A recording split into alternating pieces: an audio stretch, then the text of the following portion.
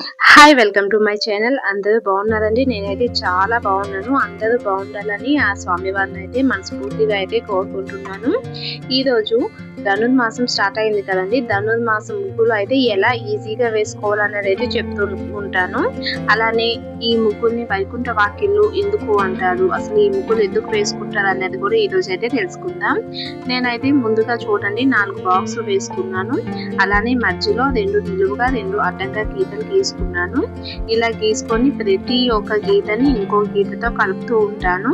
చూడండి, లాస్ట్ వరకు చూడండి, మీకు ఈజీగా అనిపిస్తుంది. మీకు నచ్చితే మాత్రం లైక్ చేయండి, షేర్ చేయండి. అలానే ఎలా ఉంది అనేది కామెంట్ చేయడం అస్సలు మర్చిపోవద్దు.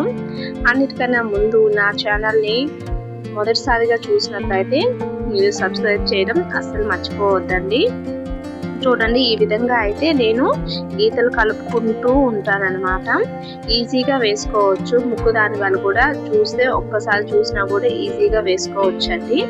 సో ఈ ముగ్గుల్ని మనం వైకుంఠ వాకిళ్ళు, వైకుంఠ ద్వార ముగ్గులు, అలానే నెలగంట ముగ్గులు, ధనుర్మాస ముగ్గులు అని కూడా అంటుంటారు. సో మనం మనకి నెలగంటు పెట్టినప్పటి నుంచి, అంటే సంక్రాంతిని కూర్చోబెట్టడం అంటారు కదా, ఆ రోజు నుంచి నెల రోజుల పాటు ఈ ముగ్గులు అయితే వేసుకుంటూ ఉంటారు. ఈ ముగ్గులు వేసుకొని మనకి ఆవు పేడతో చేసిన గొబ్బెమ్మలు పెట్టి దాని మీద బంతి పూలతో అలంకరించుకొని ముగ్గులు అయితే పెట్టుకోవడం మనకి ముఖ్యంగా అయితే మనకి తరతరాల నుండి వస్తున్న ఆచారం కదండి. ముఖ్యంగా ఇవన్నీ కూడా మనకి పల్లెటూరులో అయితే కనిపిస్తూ ఉంటుంది. ప్రతి ఒక్కరింటి ముందు ఈ విధమైన ముగ్గులు వేసుకొని గొబ్బెమ్మలు పెట్టి చాలా అందంగా పల్లెటూరులో అయితే పండగ వాతావరణం బాగా కనిపిస్తుంది.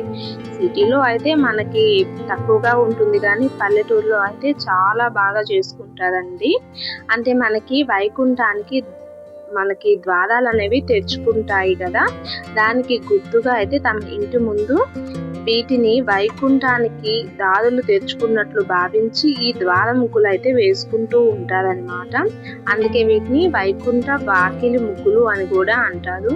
స్వయంగా ఆ నారాయణ స్వామి ప్రతి ఇంటికి తిరుగుతూ ఉంటారు కాబట్టి ఈ ముగ్గులు వేసుకుంటూ కూడా ఆ స్వామి వారిని తలుచుకుంటూ అయితే ఈ ముగ్గులు వేసుకోవడం వల్ల చాలా మంచి జరుగుతుందని అయితే చెప్తూ ఉంటారు. అలానే ఈ మాసం స్టార్టింగ్ నుంచి కూడా స్త్రీ వ్రతం అనేది చేసుకుంటూ ఉంటారండి. ఎందుకు అంటే పెళ్లి కాని అబ్బాయిలు అమ్మాయిలు ఈ వ్రతం చేసుకోవడం వల్ల తమకి మంచి భాగస్వామి వస్తారని అయితే చెప్తూ ఉంటారు కదా. అది ఎందుకు అంటే మనకి ఆండాళ్ళ అమ్మవారు రంగనాథ స్వామిని వరించడానికి ఈ వ్రతం ఆచరించి నెల రోజుల పాటు మంచిగా ఈ వ్రతం చేసుకోవడం వల్ల రంగనాథ స్వామి వారు తమకు భాగస్వామిగా వచ్చారు అని మనకి చెప్తున్నారు కదా. సో ఈ నెల రోజుల పాటు ఆమె ఈ వ్రతం ఆచరించి మనకి భోగి రోజు గోదా కళ్యాణం అయితే చేస్తూ ఉంటారు కదండి. సో ఈ విధంగా వ్రతం చేయడం వల్ల తమకు మంచి భాగస్వామి వచ్చారు కాబట్టి ముఖ్యంగా పెళ్లి కాని అబ్బాయిలు అమ్మాయిలు ఈ వ్రతం చేసుకోవడం వల్ల మంచి భాగస్వామి వస్తారు అని అయితే చెప్తూ ఉంటారు. అంటే కానీ ప్రతి పెళ్లి కాని అబ్బాయిలు అమ్మాయిలు చేయాలని ఏం లేదండి, ప్రతి ఒక్కరు చేసుకోవచ్చు.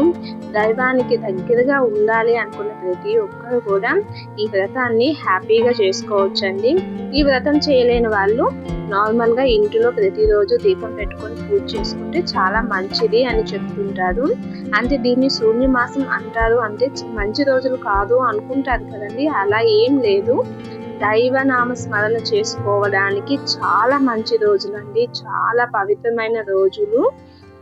అంతేగాని దీంట్లో పెళ్ళిళ్ళు ఫంక్షన్లు అలాంటివి చేసి టైం అంతా కూడా వేస్ట్ చేసుకోకుండా దైవనామ స్మరణ చేసుకోవడానికే మంచిది అని అయితే మనకి ఈ మాసంలో ఎటువంటి శుభకార్యాలు చేసుకోవద్దని చెప్తారు. కానీ మంచి రోజులంటే ఇంకేం కాదండి అదనమాట.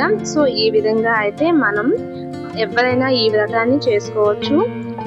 ఇంకో విషయం ఏంటి అంటే ఈ ముగ్గులు పెట్టుకోవడం వల్ల లక్ష్మీదేవి కూడా అనుగ్రహిస్తుంది. స్వామివారు ఎక్కడుంటే లక్ష్మీదేవి కూడా అక్కడే ఉంటుంది కాబట్టి ఆ విధంగా ఈ ముగ్గులు గోబెమ్మలు పెట్టుకోవడం వల్ల వాళ్ళ ఇంటిలోకి లక్ష్మీదేవి ఆహ్వానిస్తుందని కూడా భావిస్తూ ఉంటారు కాబట్టి ప్రత్యేకించి ఈ ముగ్గులు అయితే పెట్టుకుంటూ ఉంటారనమాట. నేనైతే పసుపు కుంకుమ అయితే వేయట్లేదండి, కలర్స్ వేస్తున్నాను. పసుపు కుంకుమ వేయకూడదని నాకు తెలిసినప్పటి నుంచి నేను వేయట్లేదు. ద్వారం దగ్గర బొట్లు పెట్టడానికి మనం ఎక్కడైతే తొక్కమో అక్కడైతే నేనైతే ఈ విధంగా పసుపు కుంకుమ వేస్తున్నా కానీ మిగతా టైంలో కలర్స్ మాత్రమే వేస్తున్నానండి అందంగా ఉండడానికి. సో ఇదండి వీడియో. మీకు నచ్చితే please like, share and subscribe to my channel. Thank you.